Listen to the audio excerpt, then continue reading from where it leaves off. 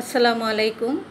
আশা করছি দূরে এবং কাছে যে যেখানেই আছেন ভালো আছেন, সুস্থ আছেন। নতুন আরও একটি ভিডিও নিয়ে চলে আসলাম আপনাদের মাঝে। আশা করছি আমার ভিডিও শুরু থেকে শেষ পর্যন্ত দেখলে আপনাদের ভালো লাগবে। আর যদি ভালো লাগে লাইক, কমেন্ট, শেয়ার করে দিবেন। সেই সাথে সাবস্ক্রাইব করে আমার পাশে থাকবেন আশা করছি। চলে আসলাম দুপুরবেলা রান্নাবান্না করব বলে। তো আজকে কি রান্না করি দেখতে থাকেন আপনারা। আমি আজকে রান্না করব একেবারে সিম্পল রান্না।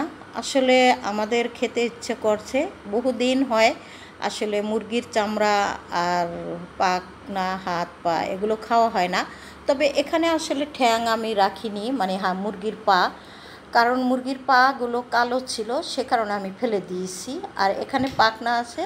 আর দেশি যে মুরগি এনেছিল আমার ছেলে, সেখান থেকে দুটো মুরগির চামড়া আমি নিয়ে নিয়েছি।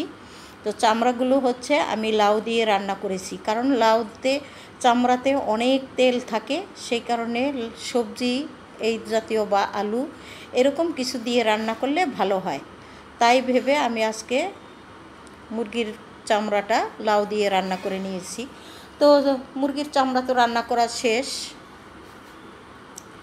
এখন চলে আসলাম হলো শুটকি ভুনা করব। তবে আজকে হলো আমি লইট্টা শুটকি ভুনা করছি। ভুনা বলতে এখানে আমি ডাটা আর হচ্ছে কাঁঠালের বীজ দিয়ে লইট্টা শুটকিটা একটু চরচরা করে নিব আর কি। একদম পানি তো থাকবেই না, শুকিয়ে তেল উঠিয়ে নিব, এভাবে রান্নাটা করব। তো কাঁঠালের সিজনে কিন্তু মানুষ এইভাবে শুটকি দিয়ে, কাঁঠাল বীজ দিয়ে রান্না করে খেতে পছন্দ করে। আর আমি এই রান্নাটা একজন ভাবির কাছ থেকে শিখেছি। আমাদের দেশে আসলে এরকমভাবে শুটকি দিয়ে, ডাটা দিয়ে রান্না করে খায় না। তো আমি শিখেছি হলো ওটাকে কি বলে, মানিকগঞ্জের এক ভাবির কাছ থেকে। মানিকগঞ্জ, সাভার মানিকগঞ্জের এক ভাবির সাথে আমার পরিচিত ছিল। সেই ভাবি এভাবে রান্না করে বলেছিল খেতে। তো অনেক আগে একবার খেয়েছিলাম, আসলেই ভালো হয়েছিল বা ভালো লেগেছিল। তাই ভেবে আজকেও সেভাবে আমি শুটকিটা রান্না করে নিলাম। তো আপনারাও এভাবে কিন্তু রান্না করে খেয়ে দেখতে পারেন, ভীষণ মজা খেতে। তো রান্নাবান্না শেষ করেছি, তার মাঝে কিন্তু আমি অনেক ধরনের কাজ করে নিয়েছি। ঘর মোছা, কাপড় ধোয়া এবং ঘরের সব কিছু গুছগাছ করে তারপরে গোসল করে নামাজ পড়ে নিয়েছি। এখন দুপুরবেলা খাবার খেতে চলে এসেছি। তো খাবার তো রেডি করে নিয়েছি, আর এদিক থেকে আমার সাহেবও চলে এসেছে। তাই ভাবলাম যে দুজনে একসাথে বসে খাবারটা আগে খেয়ে নিই, যেহেতু মজাদার রান্না করেছি এবং শুটকি খেতে আমার হাজব্যান্ড আবার ভীষণ পছন্দ করে। তো যাই হোক, আমি অত বেশি একটা পছন্দ করিও না, তারপরেও আজকে আমি মজা করেই খাবো। তো এই তো আমরা দুজনে কিন্তু খাওয়া দাওয়া শেষ করে ফেলেছি। আমার খাওয়া হয়ে গেছে, আমার হাজব্যান্ড এখনও আছে। তো ওনারও খাওয়া দাওয়া হয়ে গেল। তারপরে প্লেট বাটিগুলো ওইখান থেকে পরিষ্কার করে আমি চলে আসলাম বিকেলবেলা কি করা যায়। তো কাঁঠাল এনেছিলাম নিজের গাছের থেকে, সেখান থেকে কিন্তু একটা পাকা কাঁঠাল এসেছিলো, অর্ধেকটা খাওয়া হয়ে গেছিলো, আর বাকি অর্ধেকটা আমি এখন সবগুলো কষি তুলে নিব। কারণ হচ্ছে আর এভাবে রাখবো না, আর বারবারে ভাঙতে গেলে কিন্তু কাঁঠালের থেকে কষ হাতে লাগে। তাই ভাবছি যে একেবারে ভেঙে কিছুটা রেখে দেবো, আর বাদ বাকিটা আমরা এখন বিকেলবেলায় খেয়ে নেব।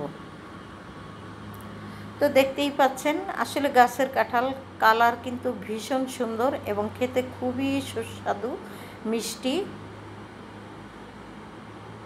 ভালো হয়েছিল কাঁঠালগুলো।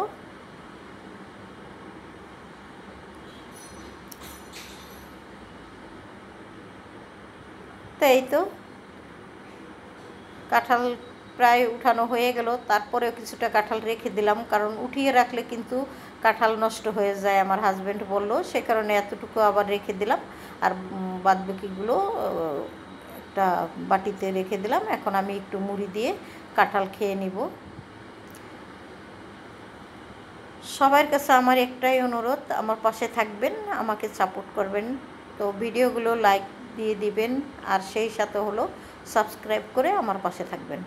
তো বিকেলবেলা তৈরি করব কলার বড়া আর কি, আমাদের দেশে তো বড়া বলে, অন্য দেশে কলার পিঠা বলে, তো আমাদের দেশে বড়া পিঠা বলে এটাকে, কলার বড়া। তো কলা এনেছিল ছেলে অনেকগুলো, সেখান থেকে আমি কিছুটা কলা নিয়ে নিয়েছি, কারণ কলাগুলো একদম নষ্ট হয়ে যাচ্ছিল, তাই ভাবছি কলার বড়া করে খেয়ে নিব। আর এই তো কেমন হলো আমার বড়া পিঠাগুলো, অল্প উপকরণেই কিন্তু এই তৈরি করা হয়ে যায়। তো সবাই ভালো থাকেন, সুস্থ থাকেন, আর আমার পাশে থাকেন, সেই সাথে একটু চা খেয়ে নেব, আর আপনাদের কাছ থেকে বিদায়ও নিয়ে নিব। সবাই ভালো থাকেন, আল্লাহ হাফেজ, আসসালামু আলাইকুম।